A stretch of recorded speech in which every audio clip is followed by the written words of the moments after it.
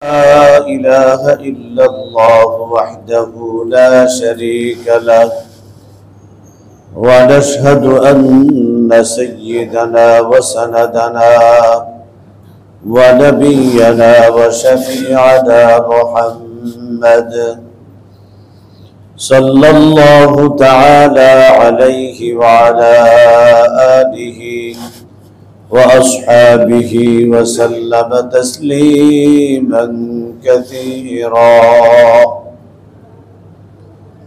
أما بعد فأعوذ بالله من الشيطان الرجيم. بسم الله الرحمن الرحيم. أرأيت الذي يكذب بالدين فذلك الذي يدعو اليتيم ولا يحض على طعام المسكين فويل للمصلين الذين هم عن صلاتهم ساهون الذين هم يراءون ويمنعون الماعون. صدق الله مولانا العظيم. اللهم صل على محمد وعلى آل محمد كما صليت على إبراهيم وعلى آل إبراهيم إنك حميد مجيد.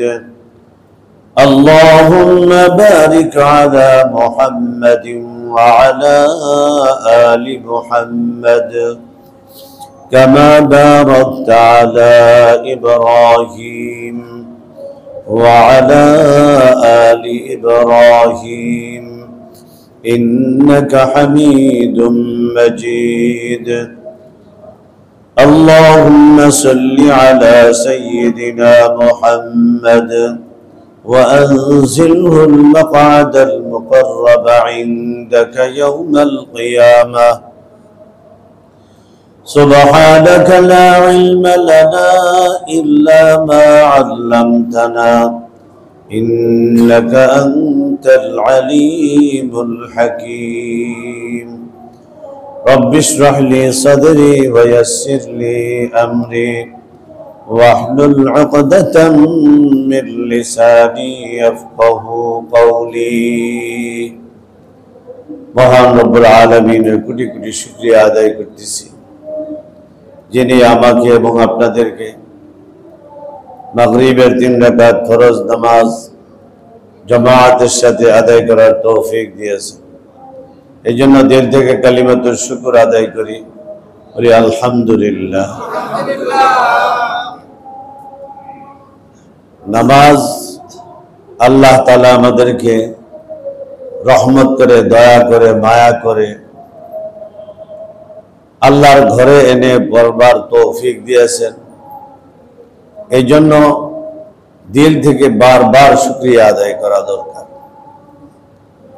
যত শুকরিয়া আদায় করব তত বেশি আল্লাহ পাক নিয়ামতকে বাড়াইয়া দিবেন এবং নেক কাজ করার তৌফিক দান করবেন। রাসূল করিম সাল্লাল্লাহু আলাইহি ওয়াসাল্লাম ফরমায়াছেন, আস-সালাতু ইলা-স-সালাহ as-salatu ila as-salati kafaratun lima bainahum। আল্লাহ নবী সাল্লাল্লাহু আলাইহি ওয়াসাল্লাম ফরমায়াছেন, যখন মানুষ কোনো একটা ফরজ নামাজ আদায় করলো, তারপর সে চলে গেল, আবার আরেকটা নামাজের ওয়াক্ত হইল, মুয়াজ্জিনের আযানের সাথে সাথে যখন চলে আসলো, আবার দ্বিতীয় ওয়াক্তের নামাজটাকে আদায় করলো, বলে মাঝখানে তার মধ্যে যতগুলো গুনাহ যদি তার হয়েই থাকে, গুনাহ যদি হয়ে যায়, বলে দ্বিতীয় ওয়াক্তের নামাজ আদায় করার দ্বারা আল্লাহ পাক ওই নামাজ থেকে এই নামাজ পর্যন্ত যে গুনাহগুলো হয়েছে বলে দ্বিতীয় নামাজের দ্বারা সমস্ত গুনাহ আল্লাহ মাফ করে দিয়েছে। قال رسول الله صلى الله عليه وسلم الصلاة إلى الصلاة والجمعة إلى الجمعة كفارة لما بينهن। এক জুমা থেকে আরেক জুমা পর্যন্ত একটা জুমার নামাজ আদায় করে আমরা বাড়িতে গেলাম, পরের সপ্তাহে আবার দ্বিতীয় শুক্রবারে আবার জুমার নামাজ পড়তে আসলাম, আল্লাহ তাআলা আমাদেরকে নিয়ে আসলো। এই এক সপ্তাহের মাঝখানে যে গুনাহগুলো হয়ে গেছে, আমার সাথে লেগে গেছে গুনাহগুলো, আল্লাহর নবী সাল্লাল্লাহু আলাইহি ওয়াসাল্লাম ফরমায়াছেন, বলে এক জুমা থেকে আরেক জুমা পর্যন্ত এর মাঝখানে যদি কোনো গুনাহ হয়ে থাকে, বলে দ্বিতীয় জুমা আদায় করার দ্বারা আল্লাহ পাক তার সমস্ত গুনাহকে মাফ করে দিয়েছে। এছাড়াও নেক কাজ করলে আল্লাহ পাক সমস্ত গুনাহ মাফ করে দেন। আমার আল্লাহ কত সুন্দর করে আমাদেরকে জানিয়ে দিয়েছে, ইন্নাল হাসানাত ইউযহিবুনাস সাইয়্যাত যালিকা যিকরা লিয-যাকিরিন। আল্লাহ তাবারক ওয়া তাআলা বলে, যখন নেক কাজ করবে বান্দা, ইউযহিবুনাস সাইয়্যাত, এই নেক কাজে তার যতগুলো বদ কাজ ছিল, গুনাহ ছিল, সব গুনাহগুলোকে ভাসিয়ে নিয়ে চলে যায়। এই জন্য আল্লাহ পাক সুবহানাহু ওয়া তাআলা যে আমাদেরকে একটা তাফসীরুল কোরআন মাহফিল বা একটা মজলিসে বসার তৌফিক দিয়েছেন, এই জন্য শুকরিয়া আদায় করা। মজলিসটাও দামি। দুনিয়াতে অনেক মজলিস হয়, অনেক বসা হয়, অনেক মেল দরবার হয়, অনেক বসা হয়, কিন্তু কোরআনকে নিয়ে যখন বসা হয়, এই মজলিস, এই ক্লাস, এই দরসটা আল্লাহর কাছে এত দামি, যে দরসটা এত দামি যে মানুষ বসা থেকে ওঠার আগে আগে আল্লাহ পাকের পক্ষ থেকে ঘোষণা হয় যে এদের সবার গুনাহকে আল্লাহ তাআলা মাফ করে দিয়েছে। এই জন্য সংখ্যায় কম হলেও সুসংবাদ বেশি আছে। কারণ কি? এটা আমার আল্লাহর কালাম। এটা কার কালাম? আমার আল্লাহর কালাম। আমার আল্লাহ চাওয়া ছাড়া, বলা ছাড়া এই কালামকে আমাদের মধ্যে আল্লাহ পাক সুবহানাহু ওয়া তাআলা এমন সুন্দর করে পৌঁছে দিয়েছেন, ওই কালামটাকে মহব্বত করলেই আল্লাহ পাক সুবহানাহু ওয়া তাআলা নাজাত দিয়ে দিবেন। রাসূল করিম সাল্লাল্লাহু আলাইহি ওয়াসাল্লাম বলেন, কিয়ামতের ময়দানে আল্লাহ পাক সুবহানাহু ওয়া তাআলা এই কোরআনকে এবং যারা কোরআনের আহাল, কোরআনকে যারা পড়ছে, কোরআন মতো আমল করছে, এরা হলো কোরআনের আহাল, কোরআনের পরিবার। আল্লাহ পাক ডাক দিবে কিয়ামতের ময়দানে, বলে আসো কোরআন এবং কোরআনের আহাল যারা আসো তারা আসো। তো আল্লাহ পাকের সামনে দাঁড়াবে। তো আল্লাহ পাক সুবহানাহু ওয়া তাআলা বলে, আল্লাহর সামনে কালামে পাকের সূরা বাকারা এবং সূরা আলে ইমরান বলে আল্লাহ পাক সুবহানাহু ওয়া তাআলার সামনে এই বান্দার জন্য আল্লাহর সাথে কথা বলতে থাকবে এবং এই কথা পরিষ্কার ভাবে বলবে যে আল্লাহ আমাকে তেলাওয়াত করছে, আমার মধ্যে যে হুকুমগুলো আপনি দিয়েছেন সেগুলো মানছে। তো আল্লাহ পাক সুবহানাহু ওয়া তাআলা এই সূরা বাকারা এবং সূরা আলে ইমরানের কথা আল্লাহর সামনে যখন বলবে আর আল্লাহ পাক শুনবে, ওই বান্দাকে আল্লাহ তাআলা মাফ করে দিবে এবং জান্নাতের ফয়সালা আল্লাহ তাআলা করে দিবে। এই জন্য ভাই, এই কালামের মজলিস এটা অত্যন্ত দামি মজলিস, অত্যন্ত দামি মজলিস, অনেক মহব্বতের সাথে বসা। আমি আপনাদের সামনে 114টা সূরার মধ্যে একটা সূরা আছে যার নাম হলো মাউন, সূরাতুল মাউন। এই সূরাটা আমি আপনাদের সামনে তেলাওয়াত করছি। অল্প সময়ের মধ্যে ইনশাআল্লাহ এই আলোচনা শেষ করে ফেলবো। একটু মনোযোগের সাথে শুনবো যে এই ছোট্ট একটা সূরার মধ্যে আল্লাহ তাআলা আমাদেরকে কি শিখাইলেন, আমাদের জন্য কি দিয়েছে। তো যা দিয়েছে পেয়েছি, কিন্তু করতেছি কি? আল্লাহ যা দিয়েছেন আমরা সব পেয়েছি, কিন্তু আমরা করতেছি কি? এই জিনিসটা আমাদের বোঝার দরকার। করণীয় কি ছিল, করতেছি কি? আমরা কি আল্লাহর কালামের কথা অনুসারে চলতেছি? আল্লাহ পাক যে নিয়ামত আমাদেরকে দান করছে, সেই নিয়ামতটাকে আমরা যথাযথ মূল্যায়ন করতেছি কিনা, নাকি আমরা আমাদের মন মতো চলতেছি? আল্লাহ আমাদেরকে আদেশ দিয়েছেন একটা, আমরা করতেছি কি আরেকটা, না যা আদেশ করছেন তাই? চলুন আমরা একটু সুন্দরভাবে আমার আল্লাহর এই কালামের 114টা সূরার একটা সূরা সূরাতুল মাউন, এটা নিয়ে একটু আমরা আলোচনা করি। আমরা শুনবো ইনশাআল্লাহ। কাকে খুশি করার জন্য? জোরে বলেন, কাকে খুশি করার জন্য? আল্লাহ তাআলাকে খুশি করার জন্য। আমার আল্লাহ অত্যন্ত খুশি হবেন যদি আমরা গুনাহ থেকে বেঁচে, জাহান্নামের আগুন থেকে বেঁচে জান্নাতে যাইতে পারি। ওই দিন হবে আমাদের সফলতা, ওই দিন হবে আমাদের বিজয়, ওই দিন আল্লাহ পাক আমাদের উপরে খুশি হয়ে যাবে। আল্লাহ তাআলা বলেন, ফামান যুহজিহা আনিন নার ওয়া উদখিলাল জান্নাহ ফাকাদ ফাজ। আল্লাহ তাআলা বলেন, যে লোকটা জাহান্নাম থেকে বেঁচে কোথায় চলে গেল? জান্নাতে চলে গেল, সেই লোকটাই হলো অত্যন্ত সফলতাকামী, সফলতা অর্জনকারী। আল্লাহ পাক আমাদের সবাইকে এই সফলতা অর্জন করার তৌফিক দান করুন। আল্লাহ তাবারক ওয়া তাআলা সূরাতুল মাউনের মধ্যে প্রথম আয়াত, আরাআইতাল্লাযী ইউকাযযিবু বিদ্দীন, আরাআইতাল্লাযী ইউকাযযিবু বিদ্দীন ফাযালিকাল্লাযী ইয়াদউল ইয়াতীম। প্রথম দুইটা আয়াত, যে আয়াতের মধ্যে নবীকে সম্বোধন করে বলতেছে যে কোরআনটা আল্লাহ পাঠাইছেন আল্লাহর হাবিব মুহাম্মদুর রাসূলুল্লাহ সাল্লাল্লাহু আলাইহি ওয়াসাল্লাম, যিনি খাতামুন নবিয়্যিন, রাহমাতুল লিল আলামিন, শাফিউল মুজনিবিন, তিনার কাছে এই কোরআনটাকে পাঠাইছেন। কার মাধ্যমে? জিবরাইল আলাইহিস সালাতু ওয়াস সালামের মাধ্যমে। নাযালা বিহির রূহুল আমিন আলা কলবিক।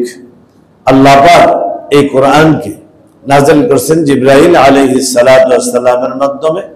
রাসূল করিম সাল্লাল্লাহু আলাইহি ওয়াসাল্লামের কলব হলো এই কোরআনের স্টেশন। এইজন্য সিনা থেকে সিনা, সিনা থেকে সিনা, রাসূলের সিনা মুবারক থেকে সাহাবায়ে কেরামের সিনা মুবারকে আসছে, উনাদের সিনা থেকে তাবেঈনদের সিনাতে আসছে, তাবেঈনদের সিনার মধ্যে সিনা থেকে তবে তাবেঈনদের সিনার মধ্যে আসছেন। এইভাবে আস্তে আস্তে আস্তে এই পর্যন্ত আজকে আমার সিনার মধ্যে, আমার উস্তাদের সিনা থেকে আসছেন, আবার আমার সিনা থেকে আমার ছাত্রদের সিনার মধ্যে চলে যাইতেছে। এই কোরআনের স্টেশন জায়গা হলো কলব। এই জন্য আল্লাহ তাআলা নবীকে বলতেছেন, আলা কলবিক, আমি কোরআন তো নাজিল করছি, নাজিল করা সেই জায়গা স্টেশন কোথায়? কোথায় আসবে? সে কলবের মধ্যে, তোমার কলবের মধ্যে। তো আল্লাহ পাক সুবহানাহু ওয়া তাআলা নবী করিম সাল্লাল্লাহু আলাইহি ওয়াসাল্লামের কাছে যেভাবে পাঠাইছেন, হুবহু সেইভাবেই আমাদের কাছে পর্যন্ত আল্লাহ পাক সুবহানাহু ওয়া তাআলা অক্ষুণ্ণভাবে আমাদের কাছে পৌঁছে দিয়েছেন। কারণ ওয়াদা করেছেন আল্লাহ তাআলা, ইন্না নাহনু নাযালনা যিকরা ওয়া ইন্না লাহু লাহাফিজুন। কোরআন আমি নাযিল করছি, আমি হেফাজত করব। কিভাবে হেফাজত? হেফাজত একের অপরের কলবে কলবে কলবে আস্তে আস্তে আল্লাহ পাক সুবহানাহু ওয়া তাআলা এই পর্যন্ত হেফাজত করছেন। কোন মানুষ এই পর্যন্ত একটা নোক্তা, একটা জবর, একটা জের, একটা পেশ, কোনো কিছুর কোনো একটা অক্ষর পর্যন্ত পরিবর্তন করার সাহস পাইনি এবং হয়ও নাই, হওয়াও সম্ভব না, করতেও পারবে না। কি বলেন ঠিক না? এটা আল্লাহ পাকের ওয়াদা। আল্লাহ তাবারক ওয়া তাআলা এই কোরআনের মধ্যে কত সুন্দর করে আমাদেরকে শিখিয়ে দিতেছেন, আরাআইতাল্লাযী ইউকাযযিবু বিদ্দীন। আরাআইতা, আপনি কি দেখছেন? আল্লাযী ইউকাযযিবু বিদ্দীন, যে দ্বীনকে কি করে, যে দ্বীনকে অস্বীকার করে, তার অবস্থাটা কি আপনি দেখলেন? আরাআইতাল্লাযী ইউকাযযিবু বিদ্দীন, ওই ব্যক্তির অবস্থাটা কি আপনি ভাবছেন? আপনি কি দেখছেন যে লোকটা দিনকে অস্বীকার করে, দিনকে অস্বীকার করে খোলাখুল্লম ভাবে, প্রকাশ্যভাবে, খুল্লম খোলা ভাবে, প্রকাশ্যভাবে সে দিনকে অস্বীকার করে, সেই লোকটার অবস্থা কি আপনি দেখছেন?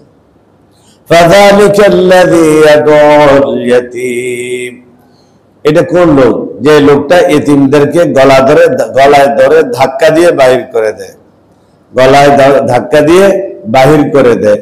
এই লোকটা কি আপনি দেখছেন? এই লোকটার অবস্থা কেন আল্লাহ পাক এই কথাটা বললেন? এই লোকটা কে? যে লোকটা দিনকে অস্বীকার করত, যে লোকটা এতিমকে ধাক্কা দিয়ে তার ঘর থেকে বাহির করে দিত, এই লোকটা কে? তাকে চিনার প্রয়োজন আছে না নাই? অবশ্যই আছে। তার নাম হলো আবু জেহেল। তার নাম হলো কি? আবু জেহেল। দেখবেন বাস্তব মনে হয় যেন আমাদেরকে এই কথাটা বলতেছে, মনে হয় যে আমাদেরকে এই কথাগুলো আল্লাহ তাআলা জানাই দিতেছে।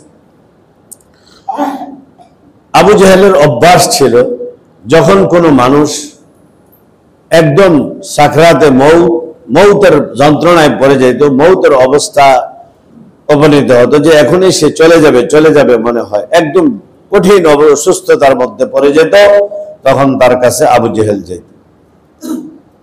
তো সে যে বলতো এই কথা, আপনার তো মানুষ যখন অসহায় হয়ে পড়ে, তখন সে তার ছেলে মেয়েদের কথা ওসিয়ত করে যায়, নসিহত করে, ছেলে মেয়েদেরকে নসিহত করে, পাড়া প্রতিবেশী বন্ধু বান্ধবদেরকে ওসিয়ত করে যায়। কেমন বলে আমার এই ছেলেগুলো কি হবে, আপনারা একটু দেখে রাখেন। কি বলেন, ঠিক না? এরকম আমরা কি দিই, শুনি, আবার আমরা কি করে দেই, সান্ত্বনা দিয়ে দিই। আপনি কোনো চিন্তা করবেন না, ইনশাআল্লাহ আমরা দেখব, আমরা খেয়াল রাখবো, কোনো টেনশন করবেন না, আপনি এখন আল্লাহ তাআলা জিকির করতে থাকেন, আমরা এরকম বুঝি। তো আবু জেহেল যাইতেন, যে ওনার উদ্দেশ্য ছিল ভিন্ন। আবু জেহেল গিয়ে কি বলতেন? আবু জেহেল যে বলতেন, তোমার এই ছেলে মেয়ে, এই সম্পদ তোমরা আমার কাছে দিয়ে দাও, আমার কাছে দিয়ে দাও, বাস তোমার এই সম্পদগুলো আমার কাছে থাকবে। বাচ্চাগুলো যেহেতু ছোট ছোট, এগুলো এই সম্পদ রাখতে পারবে না, এই সম্পদগুলো গুছিয়ে রাখতে পারবে না, সুন্দর ব্যবহার করতে পারবে না, সুতরাং তারা বড় হওয়া পর্যন্ত এটা আমার কাছেই থাকবে। যখন তারা বড় হবে, তখন অবশ্যই আমি তাদের সম্পদ তাদের কাছে বুঝিয়ে দিই। আরো সুন্দর সুন্দর কথাগুলো বলতে থাকতে। তো বলার উদ্দেশ্য কি, যখন এই লোকটা যখন সম্মত হইতো, যে আবু জেহেল তো অত্যন্ত শক্তিশালী মানুষ, পাওয়ারফুল মানুষ, এবং সে আগে থাকতেই সে পাওয়ারফুল মানুষ, বংশগত মানুষ, তো সবাই ভালো মনে করতো যে আমাদের সর্দার আমাদেরকে এই কথাটা বলতেছে, খুবই ভালো। তো মানুষ তার কাছে তার সম্পদগুলো বুঝাইয়া দিতেন, এই সম্পদগুলো কি বুঝাইয়া দিতেন। ঠিক আছে, আপনাকে ওলি বানাই দেওয়া হইলো, আপনার কাছে সম্পদগুলো দিয়ে দেওয়া হইলো, আর আপনি এগুলো যখন তারা উপযুক্ত হবে তাদের কাছে সম্পদগুলো বুঝিয়ে দিবেন। তো এইভাবে এরকমই চলতো। এই রকমই একটা ঘটনা ঘটতেছে, যে এক লোক অসুস্থ হয়ে গেল, তার কাছে গেল, যে সবকিছু বুঝাই বলল, আর ওই লোক, এই বাড়ির মালিক, সে কি করলো, তার বাড়ি জায়গা জমি যা আছে সবগুলো আবু জেহেলের হাতে বুঝিয়ে দেয়। আবু জেহেলের হাতে যখন বুঝিয়ে দেয়, তখন বাচ্চারা মনে করলো যে যখন চাই তখন তো পেয়ে যাবে, এই চিন্তা বাচ্চারাও করে, বাচ্চারাও বুঝে নেয়, এবং আবু জেহেল সে তার মতলবে সে এই কাজগুলো করে। তো এই লোকটার কাছে যখন বলল, তো লোকটা আবু জেহেলকে সমস্ত সম্পদ বুঝিয়ে দিল। লোকটা মারা গেল। মারা যাওয়ার পরে একদিন ওই জমিনের মালিক যে হইল, ওয়ারিশ সূত্রে যে মালিক হইল, যে বাচ্চাগুলো ছিল, একটা বাচ্চা সে আবু জেহেলের কাছে গেল, যে বলল, আবু জেহেল, আপনার কাছে তো আমার আব্বাজান সমস্ত সম্পদগুলো বুঝিয়ে দিয়ে গেছে, এখন আপনি যদি সম্পদগুলো আমাকে দিয়ে দেন, তো আমার ভাই বোন, আত্মীয় স্বজন, বা আমার যে হকটা আছে বুঝিয়ে দেন, সেটা যদি আমাকে দিয়ে দেন, আমি সুন্দরভাবে চলতে পারবো, আমাকে একটু মালগুলো বুঝিয়ে দেন। এই কথা যখন বলছে, তখন এই আজকে না কালকে, কালকে না পরশু, এরকম তাকে ঘুরাইতেছে। একদিন যখন ঘরে গিয়ে বলল যে আমার মালগুলো আমাকে বুঝিয়ে দেন, তখন সে এতিম লোকটাকে আবু জেহেল ধাক্কা দিয়ে, গরদানের মধ্যে ধরে ধাক্কা দিয়ে ঘর থেকে বাহির করে দিল, বাহির করে দিল। বাহির করে দেওয়ার পরে দরবারে তো সবসময় কিছু নেতাদের ঘরে যারা নেতা হয় তাদের কাছে কিছু না কিছু মানুষ থাকে। যতক্ষণ নেতা সাথে থাকতে পারে ততক্ষণ লোক থাকে। যখন নেতা তার ক্ষমতা চলে যায় তখন তার কাছে আর কোনো মানুষ থাকে না, একদম শূন্য হয়ে যায়। আমার চোখের সামনে আমরা একদিন এক মিটিংয়ে ছিলাম, আমি তখন মাদ্রাসায় পড়ি, অত বুঝিনি। তো আমার বাড়ি চান্দিনে, তো এক বিশাল মজমা হইতেছে। তো সেখানে আমাদের মন্ত্রী মহোদয়, সেই আমাদের থানার মন্ত্রী মহোদয়, সে বক্তৃতা দিতেছে। হঠাৎ করে দেখি পুলিশের গাড়িগুলো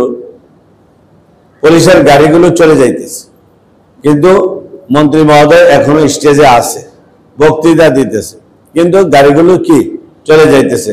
তাকে যে পাহারা দেয়, যে পুলিশগুলো ছিল, তারাও চলে আসলো। ব্যাপারটা বুঝতে পারলাম না, দেখলাম যে সব খালি হয়ে গেল।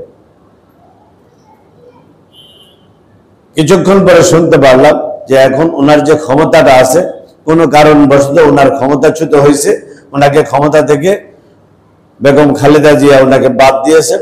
এই জন্য ওনার যে পাহারাদারের জন্য যে পুলিশগুলো ছিল এবং পুলিশ পাহারায় যে গাড়ি চলতো, সে সব কিছু তার থেকে নিয়ে যাওয়া হয়েছে, যেহেতু তার ক্ষমতা এখন নাই। তাই দেখলাম যে নেতাগিরি যতক্ষণ আছে ততক্ষণই তার পাওয়ার থাকে, লোক থাকে, সব থাকে। যখন নেতাগিরি চলে যায় তখন সে অসহায় হয়ে পড়ে। তো আবু জাহেলের বাড়ির সামনে সবসময় কিছু লোক থাকতো। তো যখন ছেলেটাকে ধাক্কা দিয়ে বাহির করে দিল, তখন উপস্থিত দরবারে যারা ছিল তারা বলল, কি ব্যাপার? বললো, আমার আব্বাজান মৌতের সময় আমাদের সম্পদগুলো ওনার কাছে বুঝিয়ে দিয়ে গেছে, এখন যখন ওনার কাছে চাইছি উনি ধাক্কা দিয়ে আমাকে বাহির করে দিয়েছেন, গর্দানে ধাক্কা দিয়ে।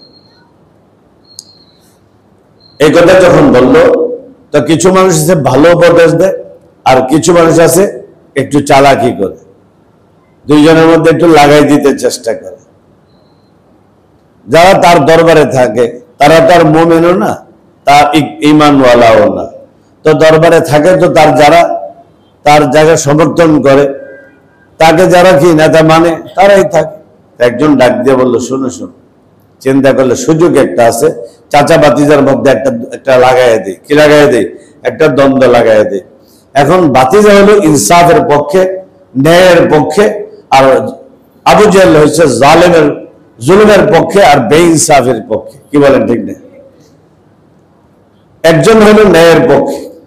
আল্লাহ নবী সাল্লাল্লাহু আলাইহি ওয়াসাল্লামের বয়স যখন 17 বছর, তখন তিনি হারফুল ফজল করেন ন্যায় প্রতিষ্ঠার জন্য। লম্বা ঘটনা, সেটা আর আজকে বলবো। তিনি ন্যায় প্রতিষ্ঠা, ছোটবেলা থেকেই ন্যায় প্রতিষ্ঠার জন্য তিনি সবসময় ফিকির রাখতেন। এখন চিন্তা করলো যে ভাতিজার কাছে যদি তাকে পাঠিয়ে দেওয়া যায়, ভাতিজার মধ্যে চাচার মধ্যে একটা লড়াই দেখতে চাই, দেখি কে জিতে কে হারে, কে জিতে কে হারে। এখন ডাক দিয়ে বললো, বাবা শোনো, তোমাকে একটা ভালো পরামর্শ দিই। তুমি এই লোকটার যে ভাতিজা আছে, নাম হইল মুহাম্মদ সাল্লাল্লাহু আলাইহি ওয়াসাল্লাম। বলে, তারা তো আর সাল্লাল্লাহু আলাইহি ওয়াসাল্লাম পড়ে না, তারা তো কাফের। আমরা পড়তে হবে। নবীর নাম শোনার সাথে সাথে দুরূদ শরীফ পড়া কি ওয়াজিব। নবীদের নাম শুনলে দুরূদ শরীফ পড়া ওয়াজিব। বুঝা আসছে কথাটা? দুরূদ 4 প্রকার। দুরূদ কি 4 প্রকার। মাঝখান দিয়ে একটা কথা বলে দিল, দুরূদ হলো 4 প্রকার, নামাজ 4 প্রকার, রোজা 4 প্রকার, দুরূদ 4 প্রকার। ঈমান আনার পরে একবার দুরূদ শরীফ পড়া ফরজ, একবার দুরূদ শরীফ পড়া কি ফরজ। ঈমান আনার পরে একবার দুরূদ শরীফ পড়া ফরজ, আর নবীদের নাম শোনার সাথে সাথে দুরূদ শরীফ পড়া ওয়াজিব। আর নামাজের মধ্যে দুরূদ শরীফ পড়া সুন্নাত, আর সব সময় দুরূদ শরীফ পড়া কি মুস্তাহাব বা নফল। কয়েক প্রকার হইল নবীদের জীবনে। মুমিনের ঈমান আনার পরে একবার হলো বালেগ হওয়ার পরে, আমরা তো সবসময় আল্লাহর রহমতে আল্লাহ পাক মুসলমানের ঘরে জন্ম দিয়েছেন, এটা হলো সবচেয়ে বড় নিয়ামত যে আল্লাহ পাক ঈমানওয়ালার ঘরে আমাদেরকে কি জন্ম দিয়েছেন। কারণ যারা ঈমানওয়ালা তাদের গর্ব সবসময় থাকে কি, যে আমি ঈমানওয়ালার ঘরে হয়েছি, আর ঈমানওয়ালা হওয়ার কারণে আমি আমার মা বাবার জন্য আমি দোয়া করতে পারি, কারণ আমার মা বাবা ঈমানওয়ালা ছিল। একবার এক মসজিদের বয়ানে মিম্বরের মধ্যে নাইজেরিয়া থেকে একটা জমাত আসছে। মিম্বরে বসে একমাত্র কান্না ছাড়া সে আর কোন কথাই বলতে পারতেছিল না। ওই মজলিসে উপস্থিত ছিলাম, এমন কান্না কান্না। তো জিজ্ঞাসা করলো, আপনি এইভাবে কাঁদলেন কেন? তো কাঁদার পরে সে বলতেছে যে আজকে আমি বাংলাদেশে আসার পরে আমি যখন এই সফরগুলো করলাম, সফর করে দেখলাম যে তারা প্রত্যেকেই তাদের মা বাবার জন্য দোয়া করে, রব্বির হামহুমা কামা রব্বায়ানি সগীরা, রব্বির হামহুমা কামা রব্বায়ানি সগীরা। মা বাবার জন্য দোয়া শিখাইছে কে? আল্লাহ। বলে এই যে মা বাবার জন্য দোয়া করতেছে, আমার দেখে চোখের পানি চলে আসে, কারণ আমি এমন একজন দুর্ভাগ্যওয়ালা, আমার এমন দুর্ভাগ্য যে আমি আমার মা বাবার জন্য দোয়া করতে পারি না। কারণ কোন মুমিন তার মা বাবা যদি কাফের হয় অথবা মা কাফেরা হয়, বাবা কাফের হয়, তার জন্য দোয়া করা কি জায়েজ নেই। এজন্য মুমিনের ছেলে যখন মুমিন হয়, ঈমানওয়ালার ছেলে যখন ঈমানওয়ালা হয়, তখন তার মন ভরে, দিল ভরে মা বাবার জন্য দোয়া করতে পারে। বেঁচে থাকলেও দোয়া, দুনিয়া থেকে চলে গেলেও কি দোয়া। কত বড় নিয়ামত আল্লাহ পাক আমাদেরকে দান করছে। তো যাই হোক, বলতেছিলাম, এখন ওই লোকটা এইভাবে কাঁদতেছিল যে আমরা তো আমাদের মা বাবার জন্য দোয়া করতে পারি না, আর দোয়া করেও লাভ নেই। বুঝা আসছে কথা? وما كان استغفار إبراهيم لأبيه إلا عن موعدة وعدها إياه ما كان للمؤمنين ما كان للنبي। আল্লাহ পাক সুবহানাহু ওয়া তাআলা সূরা তাওবার মধ্যে আল্লাহ পাক পরিষ্কার ভাবে বলে দিয়েছেন, কোন মুমিনের জন্য উচিত না যে তারা মা বাবার জন্য দোয়া করে। ইব্রাহিম আলাইহিস সালাতু ওয়াস সালামকেও আল্লাহ পাক সুবহানাহু ওয়া তাআলা পরিষ্কার ভাবে বলে দিয়েছেন যে তুমিও তোমার মা বাবার জন্য দোয়া করবে না। বুঝা আসছে কথাটা? একবার দোয়া করছিলেন কিনা, সে একটু ওয়াদা করেছিলেন যে দোয়া করবে, এই জন্য ওয়াবা কাদাস্তিগফারু ইব্রাহিম লিআবিহি ইল্লা আন মাউইদাতিন ওয়াদাহা ইয়্যা। একটা দোয়ার ওয়াদা ছিল বলে দোয়া করছিলেন, আর না হয় ইব্রাহিম আলাইহিস সালাতু ওয়াস সালামও পিতার জন্য, আজরের জন্য দোয়া করতেন না। এই জন্য আল্লাহ পাক সুবহানাহু ওয়া তাআলার কাছে শুকরিয়া আদায় করা দরকার। তো চাচা ভাতিজা দুইজন এখন ভাতিজার কাছে বলে দিলেন যে তুমি যে বলো যে আমার এই সম্পদগুলো আমার আব্বাজান ওনার কাছে দিয়ে গেছিলেন, আজকে যখন আমি তার কাছে চাইতে গেছি তো আমাকে গর্দানের মধ্যে ধাক্কা দিয়ে আমাকে কি করছেন, গর্দান ধরে ধাক্কা দিয়ে আমাকে বাইর করে দিয়েছেন। আপনার কাছে আসছি, আপনি যদি আমার এই মালগুলো উদ্ধার করে দেন আমি বড় উপকৃত হব। রাসূল করিম সাল্লাল্লাহু আলাইহি ওয়াসাল্লাম গেলেন, যে আবু জেহেলকে একটা ডাক দিলেন। বাড়ির সামনে যখন যে ডাক দিল আবু জেহেল বলে, আবু জেহেল ঘর থেকে বাইরে বারান্দার মধ্যে আসলেন। মুহাম্মদ সাল্লাল্লাহু আলাইহি ওয়াসাল্লাম বললেন একটু শক্তভাবে, এই বাচ্চাটা কি আপনার কাছে কোনো সম্পদ পাওনা আছে? তখন তিনি বললেন হ্যাঁ আছে। যখন রাসূল করিম সাল্লাল্লাহু আলাইহি ওয়াসাল্লাম বললেন যে আপনার কাছে কি এই ছেলেটার হক আছে, সে কি পাওনা আছে, তখনই তিনি বললেন হ্যাঁ আছে। দরবারে যারা ছিল তারা আশ্চর্য হয়ে যাইতেছে, এই ভাতিজাকে দেখে যেমন ভয় ভয় লাগছে, মনে হয় ভয় পাইতেছে, এমনই মনে হইতেছে। বলতেছে এখনই তার সম্পদগুলো তাকে বুঝাই দেন। তখন আবু জেহেল রাসূল করিম সাল্লাল্লাহু আলাইহি ওয়াসাল্লামের সামনেই সমস্ত সম্পদগুলো বুঝাই দিলেন। বুঝাই দেওয়ার পরে এখন তিনি ওই বাচ্চাকে নিয়ে, বালককে নিয়ে চলে গেলেন। দরবারে যারা উপস্থিত ছিল এখন তারা বলছে কি ব্যাপার, তোমার তো এত বাহাদুরি, তোমার এত সাহস, তুমি তো কাউকে পরোয়া করো না, তোমার ভাতিজার সামনে তুমি দুর্বল হয়ে গেলা, চাইলে মাত্র দিয়ে দিলা, ব্যাপারটাকে বুঝো। বলতেছে দেখো আমি তো ভাতিজাকে দেখছি, তোমরা তো আমার ভাতিজাকে দেখছো, আর আমি দেখছি ভিন্ন একটা জিনিস। সেটা হলো যখন আমাকে সে ডাক দিয়া বলল যে এই আমার চাচা, তোমার কাছে কি সে এই হক পানা আছে কি, তুমি এক্ষুনি দিয়ে দাও। যখন এক্ষুনি দিয়ে দাও বলছে, তার দুই কাঁধের মধ্যে দেখতেছি এরকম বর্ষা নিয়ে আমার দিকে তাকায় রয়েছে, ধরে রাখছে, যদি এই মুহূর্তে না দেই সাথে সাথে বর্ষা দিয়ে আমাকে শেষ করে দেবে। আমি এই অবস্থা দেখেই আমি ভয় পেয়ে তাড়াতাড়ি তার সম্পদ তাকে দিয়ে দিলাম। এই জন্য আল্লাহ তাআলা বলেন, এই সমাজের মধ্যে কিছু লোক থাকবে অন্যের সম্পদ লুণ্ঠন করবে, এরকম সময় সময় অসুস্থতার মধ্যে গিয়ে সুযোগে সুবিধা নিতে চাইবে, যে সম্পদগুলো আমানতদারির কথা বলে নিবে, কিন্তু এই সম্পদ এতিমকে আর বুঝাইয়া দিবে না। এরকম লোক আমাদের সমাজে আছে না নাই?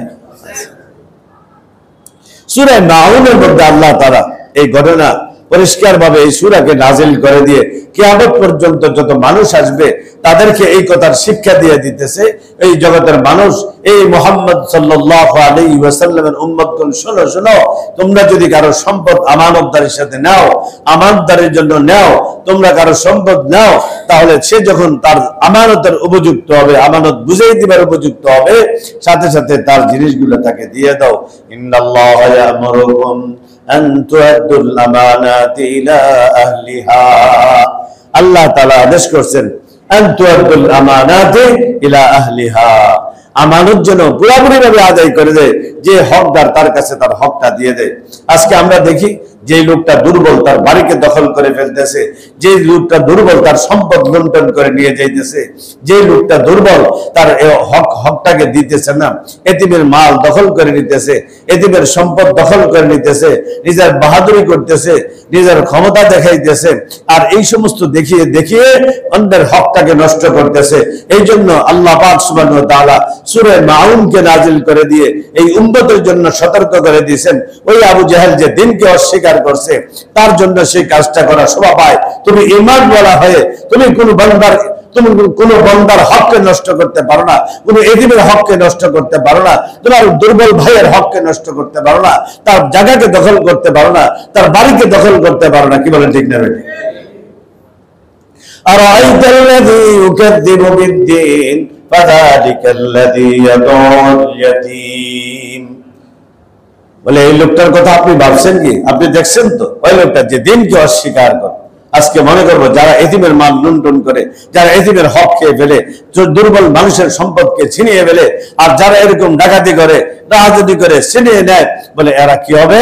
বলে কিয়ামতের ময়দানে আল্লাহ তাবারক ওয়া তাআলার সামনে কি পরিমাণে উঠবে, আল্লাহ পাক সুবহানাহু ওয়া তাআলা পরিষ্কার ঘোষণা করে দিয়েছেন একটা ঘটনার মাধ্যমে, যে যে মানুষটা জুলুম করে খাবে, অত্যাচার করে খাবে, অন্যায়ভাবে খাবে, সেই জিনিসটা কিভাবে প্রতিশোধ হবে আল্লাহ তাবারক ওয়া তাআলা পরিষ্কার আরেকটা আয়াতের মধ্যে ঘোষণা করে দিয়েছে।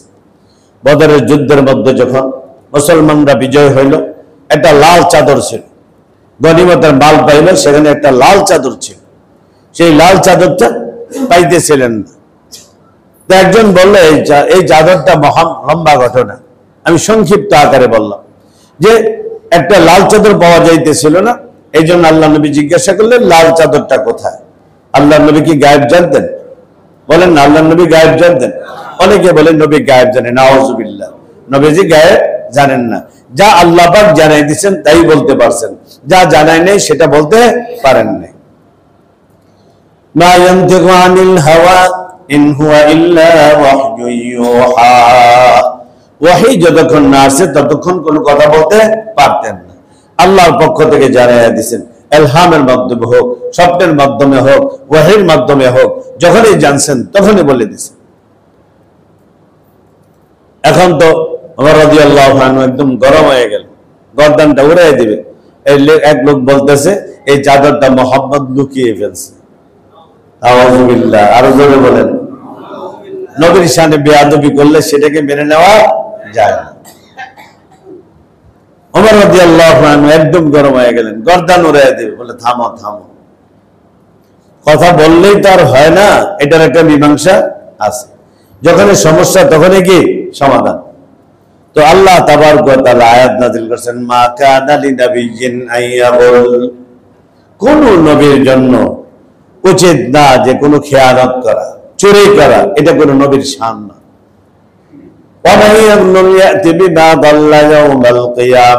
এইবার বলে সমাধান দিতেছে, দুনিয়াতে কোনো মানুষ যদি কারোর জিনিস নিয়ে যায়, চুরি করে নেক, খেয়ানত করে নেক, জোর করে নেক, জুলুম করে নেক, বিধান মতো নেয় নাই, বিধানের বাহিরে, আল্লাহর হুকুমের বাহিরে জিনিসটাকে দখল করছেন, সেটাকে নিয়ে নিছেন।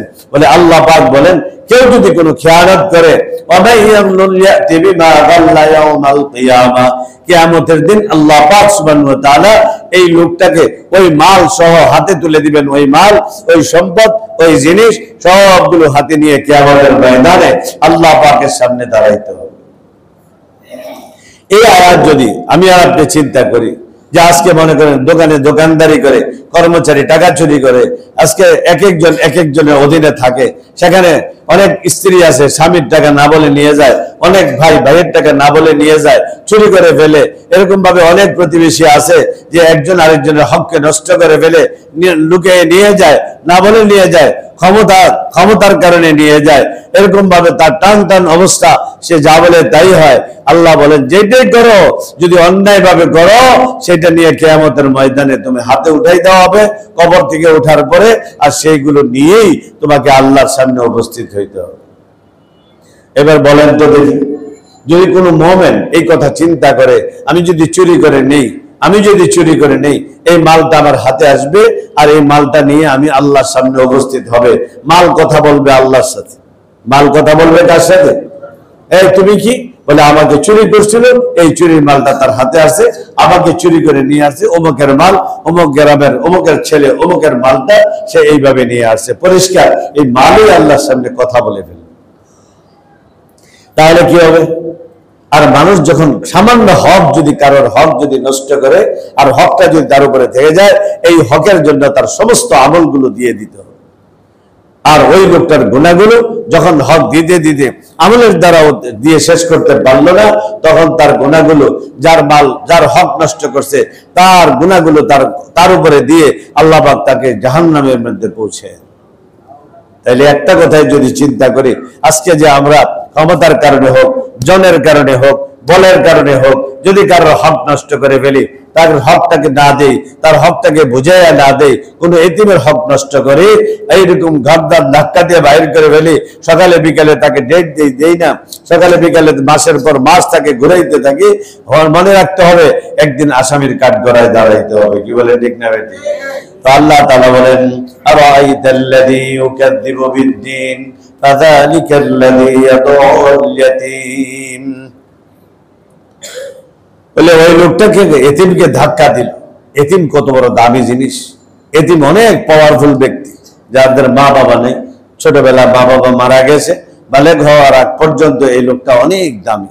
রাসূল কারীম সাল্লাল্লাহু আলাইহি ওয়াসাল্লাম বলেন, দুনিয়ার মধ্যে সবচেয়ে উত্তম ঘর ওই ঘর যেই ঘরের মধ্যে এতিম আছে। দুনিয়ার মধ্যে সবচেয়ে উত্তম ঘর ওই ঘর যেই ঘরের মধ্যে কি আছে? এতিম আছে। বুঝা আসছে কথা? দুনিয়ার মধ্যে সবচেয়ে নিকৃষ্ট ওই ঘর যেই ঘরে এতিমকে কষ্ট দেয়। কোন এতিমের চোখের পানি যদি কেউ ফালায়, তো আঘাত দেওয়ার কারণে সে যদি কাঁদে, তো আল্লাহ পাক সুবহানাহু ওয়া তাআলা, রাসূল কারীম সাল্লাল্লাহু আলাইহি ওয়াসাল্লাম আল্লাহর কথা পরিষ্কার করে দিতেছেন। আল্লাহ পাক ডাক দিয়ে বলে, মান আবকা হাযাল গোলাম, বলে আমার এই বান্দাটাকে, এই এতিমটাকে কে কাঁদাইলো? এই কথা আল্লাহ ডাক দিয়ে বলে। কত পাওয়ারফুল এতিম! বলে এই জন্য বলা হয়, যদি কোনো ব্যক্তি এতিমকে লালন পালন করে, বিধবার খোঁজ খবর নেয়, তাই ভরণ পোষণের ব্যবস্থা করে দেয়। আর-রাই আলাল আরমিলাতি ওয়াল ইয়াতীম কাল মুজাহিদি ফি সাবিলিল্লাহ। কোন এতিমকে যেদিন থেকে পালবে, যেদিন থেকে লালন পালন করবে, জিম্মাদারি নিবে, কোন বিধবাকে আশ্রয় দিবে, সেই বিধবার লালন পালন করবে, তার খরচাপাতি দিবে। স্বামীটা মারা গেছে, দুনিয়ার থেকে বিদায় নিয়ে গেছে, সন্তান নিয়ে বড় কষ্টে আছে, বাচ্চাদেরকে নিয়ে বড় কষ্ট আছে। আমি আর আপনি যদি ওই বিধবা মেয়েটাকে যদি তার লালন পালনের ব্যবস্থা করি, বাচ্চাদের খরচের ব্যবস্থা করি, বলে যেদিন থেকে শুরু হলো আমি মওত পর্যন্ত আল্লাহর রাস্তায় জিহাদ করার সওয়াব পেয়ে যাব। قال رسول الله صلى الله عليه وسلم الراعي على الأرملة والمساكين كالمجاهد في سبيل الله। আল্লাহর রাস্তায় জিহাদ করলে যে সওয়াব, এতিম বিধবা এদের যদি আপনি পাশে দাঁড়ায় যান, এই সওয়াব আল্লাহ পাক আপনাকে আমাকে দান করবে। এই জন্য বলা হয় কোন এতিমকে ধাক্কা দিও না, এতিমকে বাহির করে দিও না, এতিমের হাত বুলাও, মাথার মধ্যে হাত বুলাও, বলে তোমার হাতটা যতগুলো চুলের উপর দিয়ে গেল ততটা সওয়াব আল্লাহ পাক তোমার আমলনামায় দিয়ে দেবে। তো আল্লাহ তাআলা বলেন আরাইতাল্লাযী ইউকাযযিবু বিদ্দীন ফাযালিকাল্লাযী ইয়াদউল ইয়াতীম ওয়া লা ইয়াহুদ্দু আলা তুআমিল মিসকিন।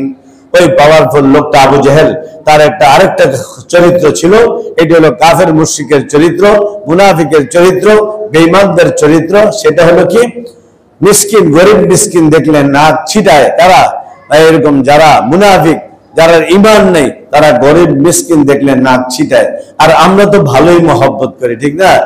নিজে এখনই চিন্তা করি, একটু বুঝি।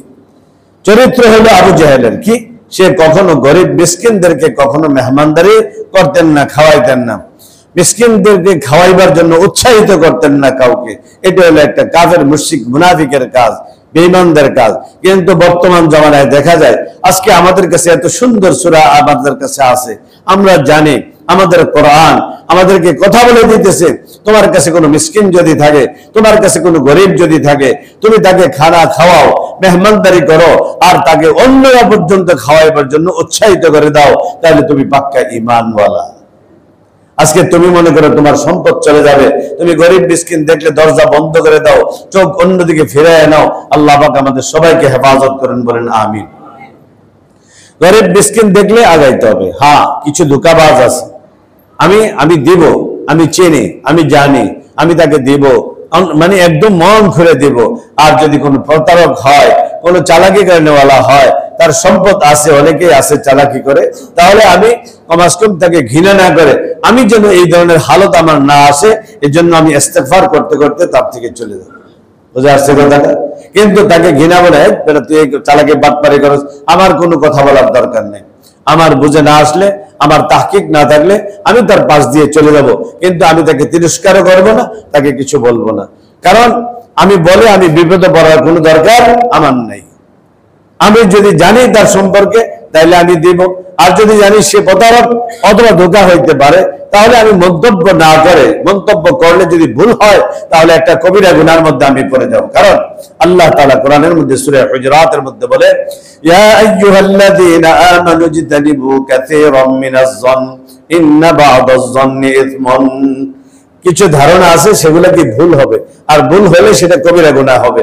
আমি তার সম্পর্কে কোনো মন্তব্য না করে আমি সতর্ক থাকবো আর ইস্তেগফার করব, যেন আল্লাহ পাক আমাকে আপনাকে মাফ করেন, এবং এই পরিস্থিতি যেন আমার আপনার সামনে কোনোদিন না আসে, এই জন্য দোয়া করতে করতে চলে যাব।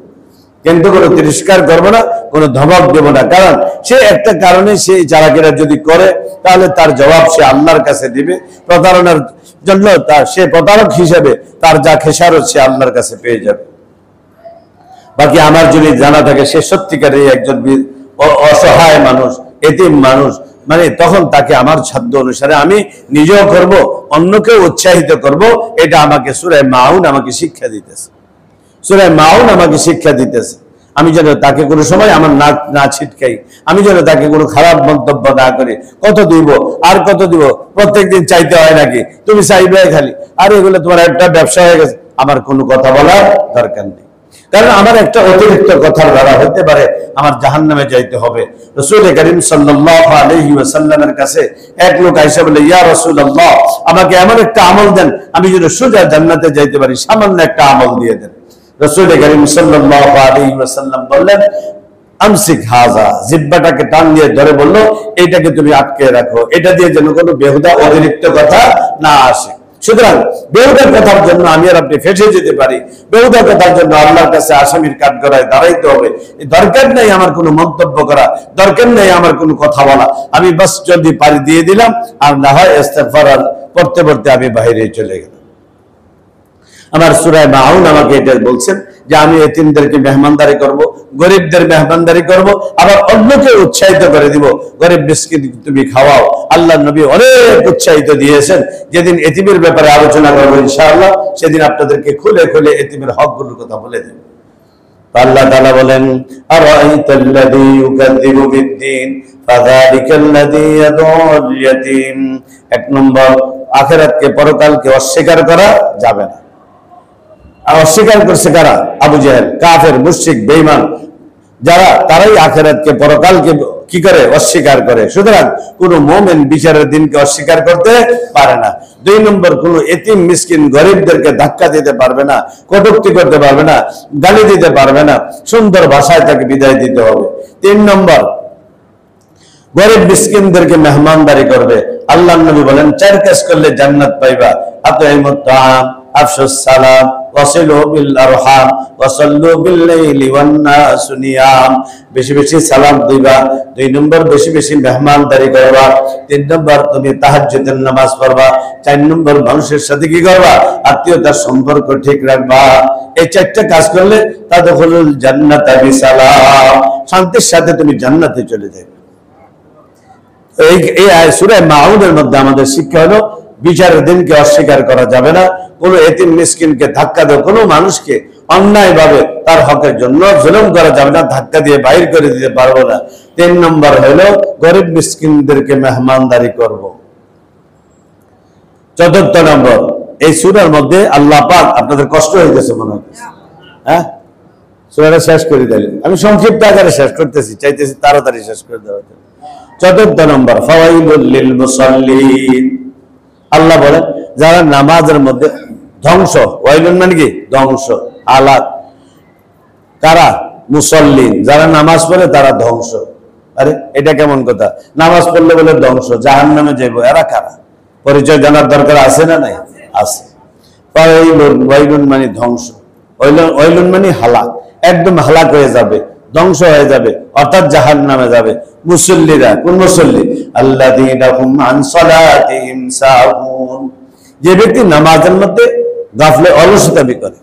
আল্লাযীনা হুম আন সালাতিহিম সাহুন, যারা নামাজ আদায় করার মধ্যে অলসতামি করে। পড়বে জামাতে যাবে, জামাত শেষ, নামাজ পড়বে, ওয়াক্ত শেষ হয়ে যাইতেছে, একদম যায় সময় তাড়াতাড়ি করে 1-2-4টা ঠুকুর দেয়, দিয়ে নামাজটাকে, এইটা হলো নামাজের মধ্যে কি করা? অলসতামি করা। যারা নামাজে অলসতামি করবে, এই নামাজিরা ধ্বংস। এই নামাজিদের জন্য কি? ওয়াইলুন দোজকের নামও আছে একটা, আবার দোজক, ওয়াইলুন মানে ধ্বংস, ওয়াইলুন মানে হালাক। বলে ওই লোকটা হালাক হয়ে যাবে, ধ্বংস হয়ে যাবে, জাহান্নামে যাবে ওই নামাজি, যেই নামাজি নামাজের মধ্যে অলসতামি করে। নামাজের জন্য কি করে? অলসতামি। পড়ে কিন্তু টাইম মতো পড়ে না, আর যখনই পড়ে তাড়াতাড়ি করে শেষ করে, একটা অক্ষ চলে যাইতেছে।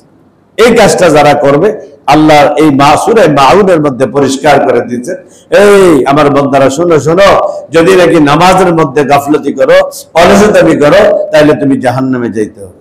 হাদিস শরীফের মধ্যে আছে, নামাজ, একদল মানুষ নামাজ পড়ে কিন্তু নামাজের মধ্যে তার খুশু নাই, খুজু নাই, বিনয়ী নাই, কিচ্ছু নাই। সে কি হিসাব করতে করতে নামাজটা শেষ করে ফেললো। বলে এই নামাজটাকে ফেরেশতারা পুরান কাপড়ের মতো পেঁচাইয়া, লেপটাইয়া, একটা গাঁটি বাঁধিয়া ওই নামাজের মুখের মধ্যে মারে। বলে তুমি যেরকম নামাজটাকে ধ্বংস করছো, আল্লাহ যেন তোমাকে ধ্বংস করে দেয়। পরিষ্কার হাদিস শরীফের মধ্যে আছে। এই জন্য এই সূরা মাউনের মধ্যে আল্লাহ আমাকে আপনাকে বলতেছেন কি, নামাজের মধ্যে অলসতামি করিও না, নামাজের জন্য সবসময় তৈয়ার থাকবা, যখন অপেক্ষায় থাকবা। কি, এক নামাজ পড়ে গেছো, আরেক নামাজের টাইম হয় কিনা, তোমার দিলটা মসজিদের মুয়াজ্জিন আযানের কাছে লাগায় রাখো, তোমার দিলটা আল্লাহর ঘরের সাথে লাগায় রাখো। কাল কিয়ামতের ময়দানে আরশে আজিমের নিচে তোমার ছায়া হবে, যেদিন কোনো ছায়া থাকবে না। আল্লাহর নবী বলেন, সাবাতুন, 7 প্রকারের মানুষ, ইউযিল্লুহুমুল্লাহু ইয়াওমা লা যিল্লা ইল্লা যিল্লু, যেদিন কোনো ছায়া থাকবে না আল্লাহর আরশে আজিমের ছায়া ছাড়া, সেদিন 7 প্রকারের মানুষকে আল্লাহর আরশের নিচে ছায়া দান করবেন। 1 নম্বর হইল ইমামুন আদিলুন, ইনসাফগার বাদশা। ইনসাফগার, ন্যায়পরায়ণ বাদশা আছে, জুলুম করে না, ন্যায় বিচার করে।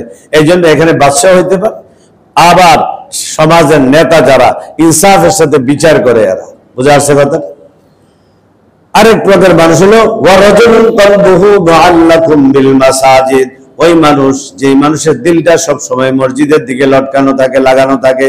হাই না জানি আজানের টাইম হয়ে যায়, আজান হয়ে গেছে, তাড়াতাড়ি মসজিদে যাইতে হবে, দিল কার সাথে? মসজিদের সাথে লাগানো আছে। ওই লোকটাকে আল্লাহ পাক কাল কিয়ামতের ময়দানে, যেদিন কোনো ছায়া থাকবে না আরশে আজিমের ছায়া ছাড়া, সেদিন আল্লাহ পাকের আরশের নিচে ছায়া দান করবে। তাহলে আল্লাহ তাআলা বলেন নামাজি জাহান্নামে যাবে, নামাজি আল্লাহর আরশের নিচে ছায়া পাবে। তাহলে আমাকে সূরা মাউন থেকে সিদ্ধান্ত নিতে হবে যে নামাজ পড়লে আমার আল্লাহর আরশের নিচে ছায়া পাওয়া যাবে, সেইভাবে নামাজ পড়তে হবে। অন্য জায়গায় আছে যে লোকটা সুন্দরভাবে নামাজ পড়লো, ওযু করে সুন্দর করে খুশু সহিত নামাজটা পড়লো, আল্লাযীনা হুম ফি সালাতিহিম খাশিউন, বিনয়ের সাথে যে নামাজটা আদায় করলো, এ হলো জান্নাতুল ফেরদাউসের একজন ওয়ারিস। আল্লাহ পাক তাকে কি দিবে? জান্নাতুল ফেরদাউস দান করবে। তাহলে এই সূরা মাউদ থেকে আমার আপনার সিদ্ধান্ত নিতে হবে, আমি কি ওই নামাজ পড়বো যেই নামাজের দ্বারা জান্নাতুল ফেরদাউসের ওয়ারিস হওয়া যায়। সব ওয়ারিস এক সমান মাল পায় না, বাপের সন্তান সবগুলো একরকম পায় না। যেটা বেশি আদরের, সবসময় আব্বার কথা শুনে বাপের সাথে চলে, বাপের খেদমত করে, বাপের সাথে, বাপকে বলতে হয় না বাপ আমাকে কি দিবেন, বাপ এমনিই তাকে খুশি হয়ে দিয়ে দেয়। আর যে ছেলে একই রকম, একই মায়ের ঘরের ছেলে, একই বাপের ছেলে, কথা শুনে না, বেয়াদবি করে, তাহলে সম্পদ চাইলে সম্পদ তো দেওয়া তার দূরের কথা, কান্না ধরে 2 থাপ্পড় দিয়ে বাইর করে দেয়। তো আল্লাহ বলেন যে বিনয়ের সাথে নামাজ পড়বা জান্নাতুল ফেরদাউসের ওয়ারিস হইবা, আর যেই নামাজের মধ্যে অলসতামি করবা তুমি জাহান্নামের মধ্যে যাইবা। এখন আমার সূরা মাউদ থেকে সিদ্ধান্ত নিতে হবে। 4th নম্বর সিদ্ধান্ত হলো আমি নামাজটাকে কি করে পড়তে হবে, জেনে শুনে সুন্দরভাবে, যেইভাবে যে সুন্নত আছে, ওয়াজিব আছে, ফরজ আছে, সেগুলোকে 13টা ফরজ আছে, 14টা ওয়াজিব আছে, 17টা সুন্নত আছে, এগুলোকে আদায় করে আমি আর আপনি নামাজগুলো যখন আদায় করব, আল্লাহর কসম এই নামাজ আমার জন্য নূর হবে, এই নামাজ আমাকে জান্নাত পর্যন্ত পৌঁছে দেবে। আল্লাহ পাক সুবহানাহু ওয়া তাআলা বলেন ওয়াইলুল লিল মুসাল্লিন আল্লাযীনা হুম আন সালাতিহিম সাহুন, ওই নামাজিও জাহান্নামে যাবে যারা নামাজের মধ্যে কি করে? অলসতামি করে।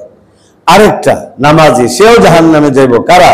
আল্লাযীনা হুম ইউরাউন, যে নামাজে মসজিদে আইসা খালি দেখা যায় আমি আইছি তো ফিরা স্যার কে আছে, চেয়ারম্যান সাহেব আছে, মেম্বার সাহেব আছে, ও ব্যবসায়ী সাহেব আছে, সভাপতি সাহেব আছে, সেক্রেটারি, মাফ করে দেন, আবার অনেক সভাপতি সেক্রেটারিরে কিছু বললে আমার নামটা লইলেন কিনলে ঝামেলা হতে পারে।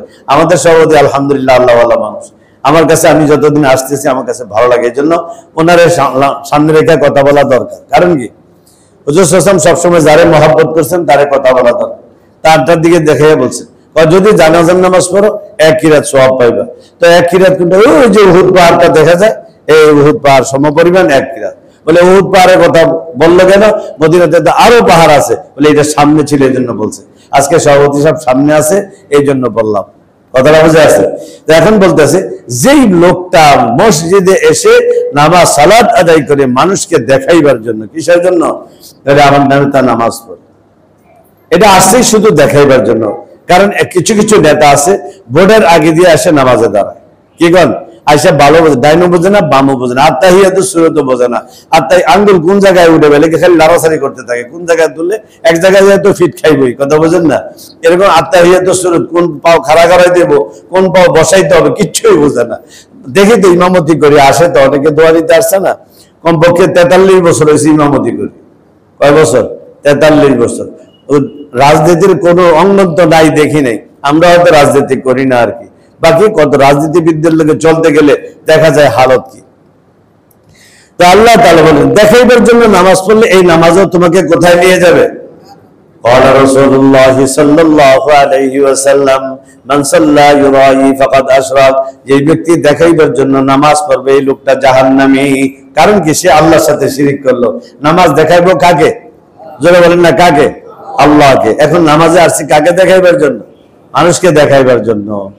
ইমাম সাহেব যদি দাওয়াত না দেয় 3-4 দিন আগের থেকে নামাজ পড়ে আসিয়া হুজুর আসসালামু আলাইকুম, আজকে 3-4 দিন যাবত কিন্তু আপনার পিছনে নামাজ পড়ি, দেখেন তো? বলে হ্যাঁ দেখি। তাহলে আমার বাসার 4টা ডাল ভাত খাইবেন, কথা বোঝেন না? আর সে ইমাম সাহেব যদি ঠাস করে মানা করে দেয় সমাজের নেতা, বলে ওর বাসার দাওয়াত খাবো না, নামাজ পড়ে না, তাহলে আগে 2-3 দিন পরে একটা হাজিরা দিয়া হুজুর 2-3 দিন কিন্তু আপনার পাশে নামাজ পড়ি। বলে ঠিক আছে। কি লিখে জানেন? আপনি যদি মানা করে দেন দাওয়াত দিলে, এই জন্য আগে একটু লাইন করে নিলাম আর কি, দেখাইবার জন্য না। দেখাইবার জন্য আমার সব কাজ হবে কার জন্য? এই জন্য আল্লাহ বলেন কুল ইন্না সালাতি ওয়া নুসুকি ওয়া মাহইয়ায়া ওয়া মামাতি লিল্লাহি রাব্বিল আলামিন লা শারীকা লাহ। নবী আপনি বলে দেন আমার নামাজ, কুল ইন্না সালাতি, আমার নামাজ, ওয়া নুসুকি আমার কুরবানি, ওয়া মাহইয়ায়া ওয়া মামাতি আমার জীবন আমার মরণ কার জন্য? লিল্লাহি রাব্বিল আলামিন লা শারীকা লাহ, যার কোনো শরীক নাই, ওই রবের জন্যই আমার সব। কি বলেন ঠিক না? দান করব আল্লাহর জন্য, খানা খাওয়াইবো আল্লাহর জন্য, যা বলবো আল্লাহর জন্য, বিচার করব আল্লাহকে খুশি করার জন্য, মসজিদে আসবো আল্লাহকে খুশি করার জন্য, যাকাত দিব আল্লাহকে খুশি করার জন্য, সম্পর্ক ঠিক রাখবো আল্লাহকে খুশি করার জন্য। কি বলেন ঠিক না? ঠিক। এই জন্য আল্লাহ বলেন ওই নামাজিও জাহান্নামী যে দেখাইবার জন্য নামাজ পড়ে। কয় নম্বর গেল? 5 নম্বর। 6 নম্বর আরেকটা বিষয় সূরা মাউন আমাকে আরেকটা জিনিস শিখাই দিতেছে, সেটা কি? আরেকটা কি? الذين هم عن صلاتهم ساهون الذين هم يراءون ويمنعون الماعون মাউনকে যে মানা করে, মাউন কি জিনিস? আমি আর আপনি পাশাপাশি বাড়ি, পাশাপাশি ফ্ল্যাট, পাশাপাশি ঘর, সমাজের এক সমাজ, আপনার কাছে একটা দায়ের লাগে আসছে, সামান্য একটু পেঁয়াজের শর্ট পরে গেছে, একটু তেলের শর্ট পরে গেছে, একটা মনে করেন গ্রাম দেশে কোদালের শর্ট পরে, খারির শর্ট পরে, বা একটা কোনো কিছু শর্ট পড়লো, সেটা এখন আপাতত পড়ে গেছে আর কি, ব্যবস্থাটা এখনই করতে পারে না। 5টা ডিমের দরকার হয়েছে, একটু তরকারির দরকার হয়েছে, একটা কোনো সময় হঠাৎ করে একটা কিছুর প্রয়োজন হয়েছে, বলে এই প্রয়োজনীয় জিনিসটা, এটার নাম হইলো মাউন। মাউনকে মানা করে নিত্য প্রয়োজনীয় জিনিসটা যেটা এখনই দরকার হয়ে গেছে, এটাকে একটু যখন আপনার কাছে চাইতে আসছে, আপনি বলবেন না, দেওয়া যাবে না। আপনি বলবেন কি না, তো গ্রাম দেশের পানের লেগে যায়, সুপারির লেগে যায়, চুনের লেগে যায়, তরকারির লেগে যায়, দায়ের লেগে যায়, কুড়ালের লেগে যায়, খাড়ির লেগে যায়। আমরা আমাদের বসবাসের মধ্যে নিত্য প্রয়োজনীয় কিছু জিনিস হঠাৎ শর্ট পড়ে যায়, রাত্র হয়েছে গভীর, অথবা কোনো কারণবশত কোনো একটা কিছু চাইছে, সে ডাইরেক্ট ঘর থেকে বলে না, এটা দেওয়া যাবে। যেটা জরুরতের জিনিস, এখনই তার লাগবে, এখনই প্রয়োজন, এমন একটা জিনিসের জন্য আপনার ভাই আপনার কাছে আসছে, আপনার বোন আপনার কাছে আসছে, প্রতিবেশী আপনার কাছে আসে, আপনি ডাইরেক্ট মুখের উপর বললেন যে না, এটা দেওয়া যাবে। তাহলে এই কাজটা করবে, এই যদি নামাজিও হয়, তারপর সে জান্নাতে যাইতে পারবে। তাহলে আমরা কয়টা জিনিস পেলাম? 1 নম্বর, বিচারের দিনকে আল্লাহকে অস্বীকার করা যাবে না, দিনকে অস্বীকার করা যাবে না, বিচারের দিনকে অস্বীকার করা যাবে না। 2 নম্বর, কোন অসহায় মানুষকে এতিমের গলায় ধাক্কা দেওয়া যাবে না। 3 নম্বর, গরিব মিসকিনদেরকে মেহমানদারি করাইতে হবে, উৎসাহিত করতে হবে অন্যকে। 4 নম্বর হলো নামাজকে খুশু খুজুর সহিত পড়তে হবে। 5ম নম্বর হইল লোক দেখানো নামাজ পড়া যাবে না। 6ম নম্বর হইল যে আমি আমার নিত্য প্রয়োজনীয় জিনিস যখনের যেটা দরকার, সেটা যদি কোনো কারণ মানুষ আসে, সামান্য জিনিস, সেটা সামান্য, কিন্তু সেটার জন্য আটকায় না। বুঝা আসছে কথাটা? মনে করেন একটু ফ্রিজের পানি প্রেসার হয়ে গেছে, প্রেসার বাড়ছে, তো হঠাৎ করে বললো যে একটু বরফ, তাদের ফ্রিজে একটু বরফের পানি আছে বা বরফের দানা আছে, একটু বরফ নিয়ে আসো। যাওয়ার পরে বলছে কি, আরে যান বরফের পানি দিব আপনাদেরকে, বাড়লে ফ্রিজ কিন না, তারপরে আপনি বরফ জমাইয়া ব্যবহার করেন। এরকম বলে না? বলে। আমার এই একটা আত্মীয় এক কথা এরকম বলছে, যখন আমি বাহিরে আসিলাম, বিদেশে সৌদি আরবে ইমামতি করতাম, তখন আমার এক চাচার করে পাঠাইছে, আরে আমার আম্মার প্রেসার হয়েছে, তো পাঠাইছে, এই কথা দুঃখ লাগে আর কি, আল্লাহ মাফ করো। তো বলছে কি, যাও, কেন না বরফ দেওয়া যাবে না, আমি তখন বাহিরে, বরফ দেওয়া যাবে না, পারলে ফ্রিজ কিনে লইতে কো, তোমার আব্বারে একটা ছোট হয়ে গেছে, ফ্রিজ কিনে লো। তখন আমাকে এই কথা রাত্রে ফোন করলো, ওই সময় তো ঘুরে ঘুরে ফোন করতাম নাম্বার দিয়ে, বহুত কষ্টে লাইন পাইতে হইতো। তবে তো বললো যে এই কথা, আমি সাথে সাথে বলছি এখনই একটা ফ্রিজ নিয়ে নেন, আমি টাকার ব্যবস্থা করতেছি। আল্লাহ পাক সুবহানাহু ওয়া তাআলা করায় দেয়, কারোর অসুবিধা আল্লাহ রাখে না, আল্লাহ সমস্ত সমস্যার সমাধান করে দেয়। কিন্তু এই যে একটা কথা রয়ে গেল, আমার মার দিলের মধ্যে আঘাত, আমাদের ফ্যামিলির মধ্যে আঘাত, এই যে ছোট্ট একটা বিষয়ের জন্য একটা আঘাত দিয়ে দিলেন, এটা আল্লাহ সহ্য করেন না। এই জন্যই আল্লাহ তাআলা বলেন, ওই নামাজি, যে নামাজি এই মাউন জিনিসগুলোকে, যেটা নিত্য প্রয়োজনীয় জিনিসগুলো একজন আরেকজন ভাইকে দেয় না, মানা করে দেয়, ওই লোকটাও জান্নাতে যাইতে পারবে।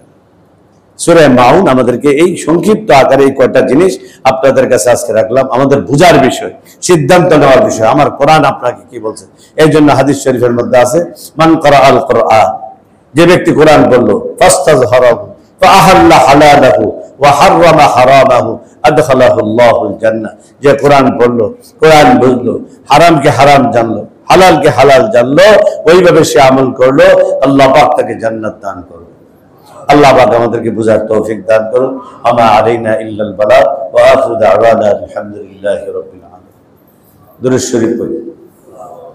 আল্লাহুম্মা সাল্লি আলা মুহাম্মাদিন ওয়া আলা আলি মুহাম্মাদ কামা সাল্লাইতা আলা ইব্রাহিম ওয়া আলা আলি ইব্রাহিম إنك حميد مجيد اللهم بارك على محمد وعلى آل محمد كما باركت على إبراهيم وعلى آل إبراهيم إنك حميد مجيد الحمد لله رب العالمين والصلاة والسلام على أشرف الأنبياء والمرسلين وعلى آله وأصحابه أجمعين ربنا ظلمنا أنفسنا وإن لم تغفر لنا وترحمنا لنكونن من الخاسرين رب العالمين শুকরাত দিবাগত রাত্র মাওলা মাগরিবের নামাজের পর থেকে নিয়ে এই পর্যন্ত তোমার কতগুলো আশিকদেরকে নিয়ে যারা তোমাকে পাইবার জন্য পাগল পারা হয়ে আছে আল্লাহ, আল্লাহ যারা তোমাকে পাইবার জন্য ধারে ধারে ঘুরতেছে আল্লাহ, কখনো মসজিদের নামাজের কাতারে, কখনো মাহফিলের হালকায়, কখনো কোরআন কারীমের দরসের মধ্যে, কখনো জিকিরের হালকায় আল্লাহ তোমাকে পাইবার জন্য পাগলের মতো ঘুরতে থাকে আল্লাহ, যেখানেই তোমাকে পাইবার কথা বলে সেখানেই বসে যায় মাওলা। আজকেও মাওলা আল্লাহ এই মসজিদের মধ্যে তোমার আশিকগুলো তোমাকে পাইবার জন্য বসে আছে মাওলা।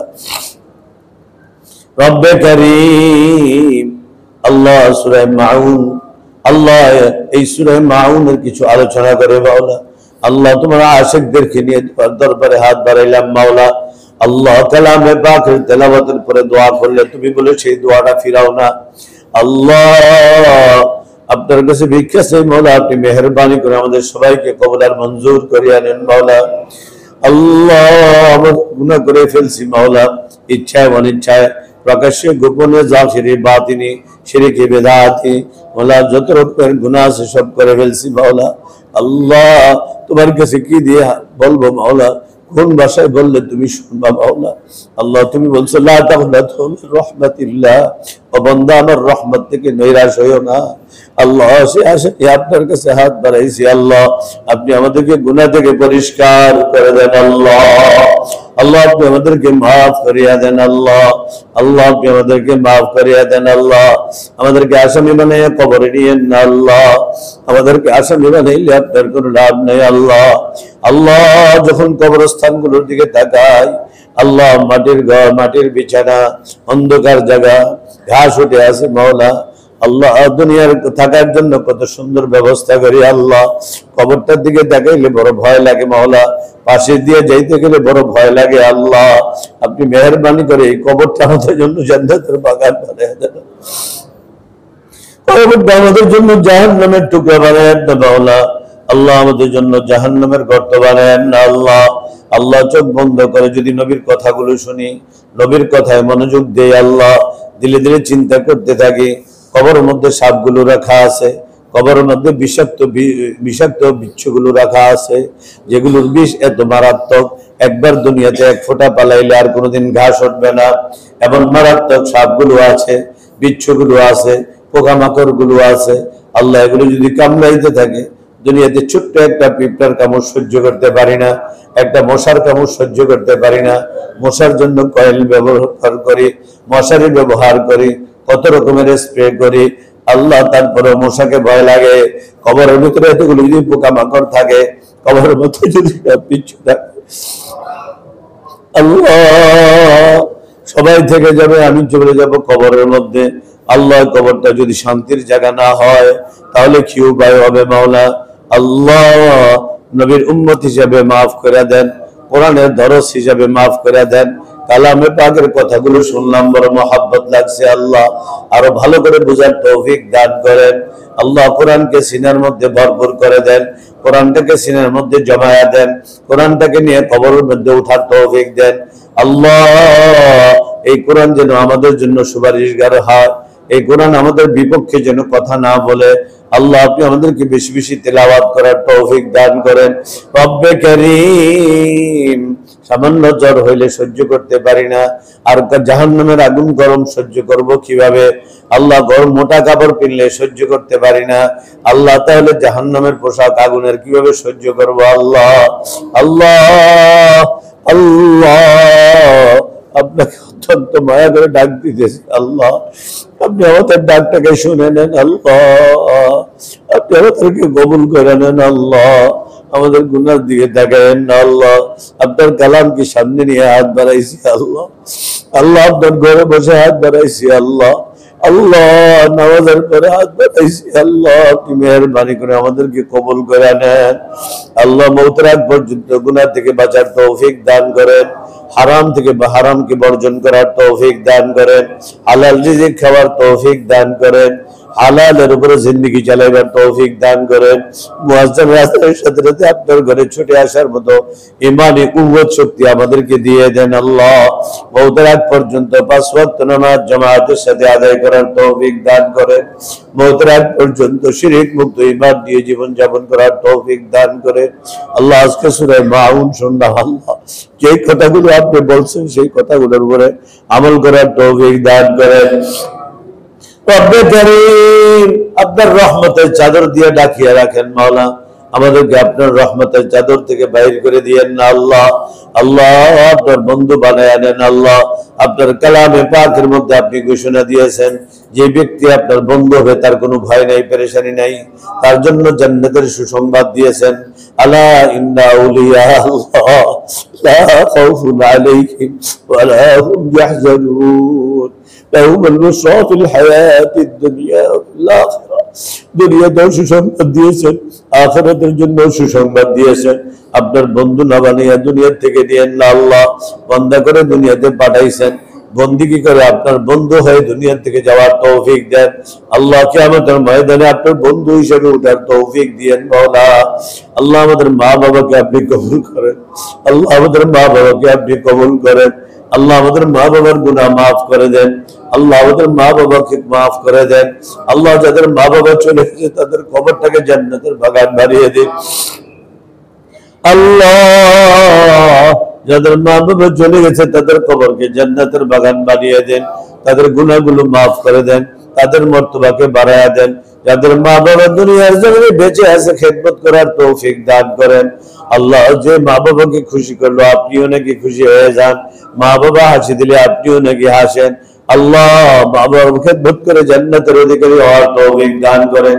আমাদের প্রত্যেকের সন্তানদেরকে মা বাবার খেদমত করার তৌফিক দান করেন, মা বাবার আশিক বানায়া দেন মাওলা, মা বাবার মোহাব্বত পয়দা করিয়া দেন আল্লাহ। আপনার হুকুমকে প্রাধান্য দিবার তৌফিক দান করেন আল্লাহ। আপনার আজমতের মোহাব্বত পয়দা করে দেন, আপনার ইশকের সাগরে হাবুডুবু খাইবার তৌফিক দান করেন আল্লাহ। আপনার ইশকের সাগরে হাবুডুবু খাইবার তৌফিক দান করেন, আপনার মোহাব্বতে মাওলা দেওয়ানা হয়ে যাওয়ার তৌফিক দান করেন। রব্বে কারীম লা মুখাফির দরবানা ইয়া ইয়ারনি দরবাদর গম কো ফিরা ইয়া ইয়ারনি। ইয়া আল্লাহ, গুনাহগার বান্দা আপনার দরবারে হাজির হয়েছে মাওলা। ইলাহি আব্দুকাল আসি আতাকা ওগর রব্বিজ যুরুবি ওয়া তাদাকা। আল্লাহ আমরা এখানে যারা আছি সবাই আমরা আমাদের গুনার কথা স্বীকার করতেছি আল্লাহ। আল্লাহ আপনি ক্ষমা করে দেন মাওলা, আপনি যদি ক্ষমা করে দেন কেউ নাই আমাদেরকে সরাইবার, আর আপনি যদি ধাক্কা দিয়ে সরাই দেন কেউ নাই আপনার কাছে নিবার। ওয়া ইন তাতরুদু ওয়া মান ইয়ারহাম সিওয়াকা। আল্লাহ যত গুনাহ করি না কেন মাওলা, ওয়াইয়াকু ইয়া মুহাইমিন কদ আসাকা ওয়ালাম নাসজুদ লিমাবুদি সিওয়াকা।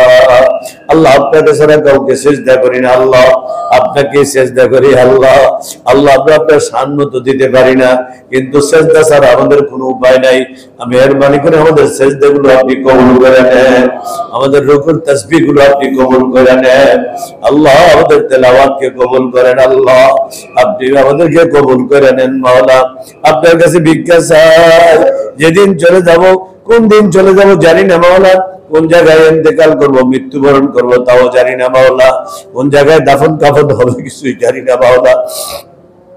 যেদিন ঢাকা শেষ যাবে দুনিয়ার জমিন ছেড়ে যাওয়ার জন্য, যেদিন শরীরের সুন্দর সুন্দর কাপড়গুলো খুলে খুলে সাদা কাপড়ের ফয়সালা হয়ে যাবে, সেদিন যেন পরিপূর্ণ সুস্থতার সাথে, তওবার সাথে, ঈমানের সাথে, আমলের সাথে, ইজ্জতের সাথে আপনার ঘর থেকে বিদায় নিতে পারে সেই তৌফিক দিয়েন মাওলা। سبحان ربك رب العزة عما يصفون وسلام على المرسلين والحمد لله رب العالمين।